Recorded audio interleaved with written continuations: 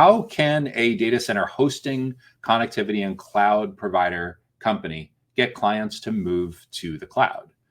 So this is a company that's probably a little more a technology-focused company than just a data center operator. Perhaps even may consider itself IaaS, or infrastructure as a service.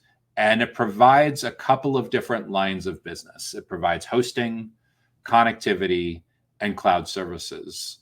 And it's trying to get more of its clients to move to the cloud. So that sounds like a lot of its clients are either co-locating or have premise-based solutions, or a combination of the two. So the first decision point we need to grapple with is, are these all the same clients? Are you able to sell hosting, connectivity, and cloud services to all of the same kind of clients? Or is these three different lines of business historically been addressed through three different marketing playbooks and three different kinds of sales teams?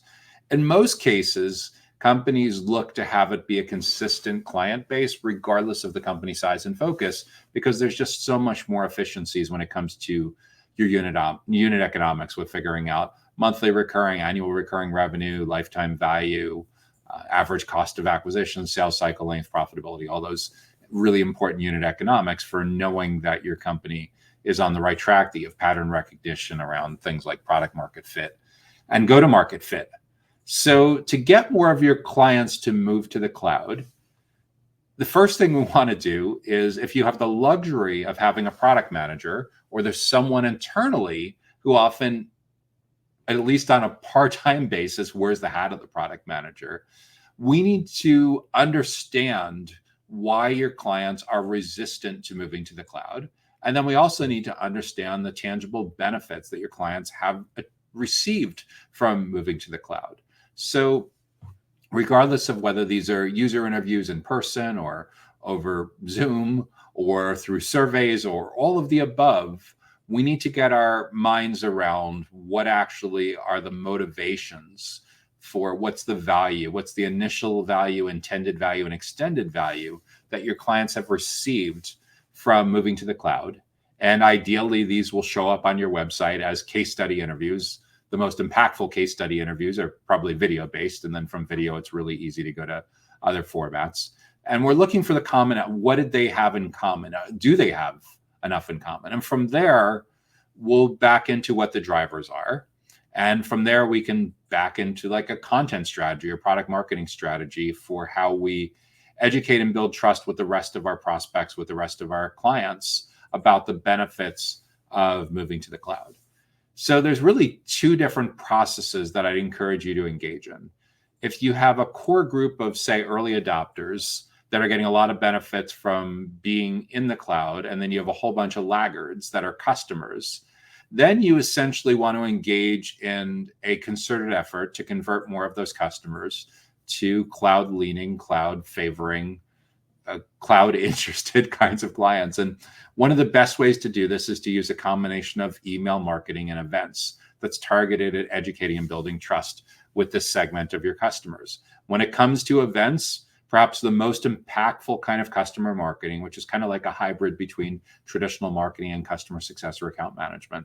One of the most impactful ways to drive this kind of motivation is to cross-pollinate your cloud-happy clients with your cloud-resistant clients. And one of the best ways to cross-pollinate them is to invite them all to the same events, which from a practical standpoint, if they're not all geographically clustered in the same area, you're probably talking about a webinar or webinar series where each month, each week, each quarter, whatever it is, you interview your cloud-happy, cloud-delighted clients about the kinds of technology problems and business problems they were having before they moved to the cloud. What were the frustrations? What were the delays?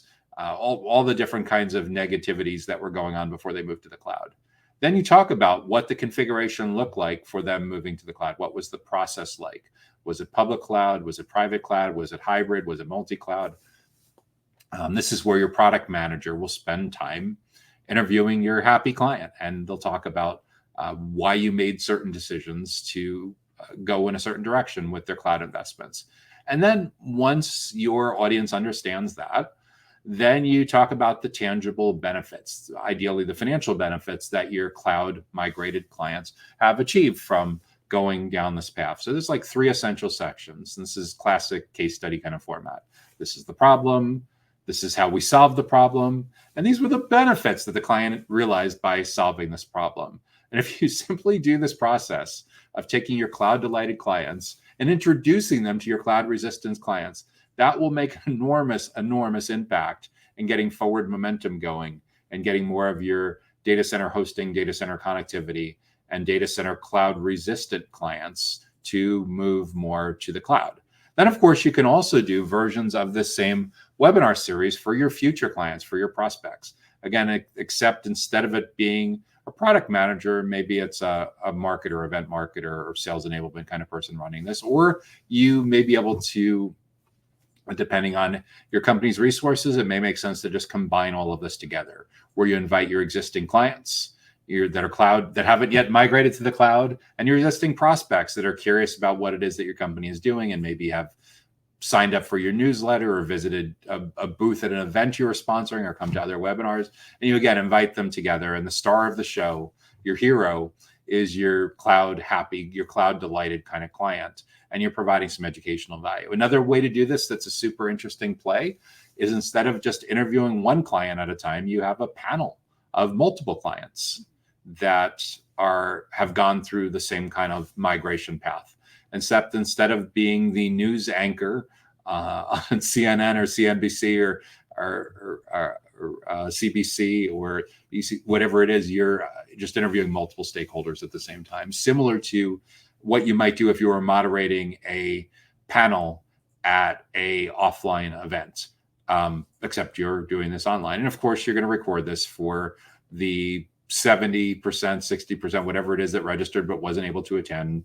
And you're going to record it because there's going to be stakeholders within customers and within prospects whose other team members didn't get to attend, but should certainly get exposed to this kind of content, get exposed to this kind of event experience by watching the recording.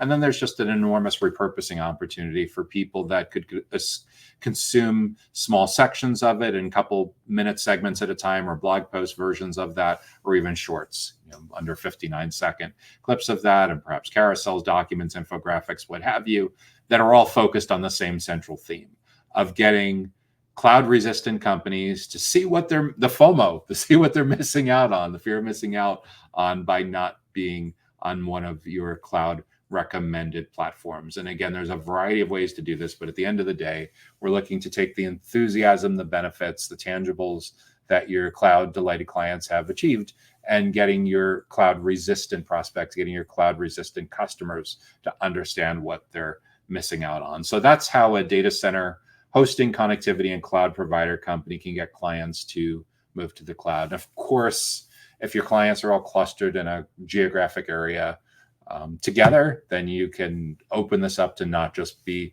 a webinar or live stream kind of program. You can do the same version in your training classroom, in your conference room, renting out space at a restaurant, or some other relatively cost-effective way to bring together a mix of your most happy cloud delighted clients and the cloud resistant clients. And to the extent that you can make this an educational event, it has even higher perceived value. And that's what most people will want to show up for. No one wants to be pitched anymore. You think of yourself as a tour guide, as a concierge that's helping your prospects, that's helping your clients better navigate the researching and the comparing of options and evaluating the different pricing options that come up when it comes to evaluating cloud. So again, these are some of the most important considerations for a data center hosting, connectivity, and cloud provider that wants to get its clients to move to the cloud.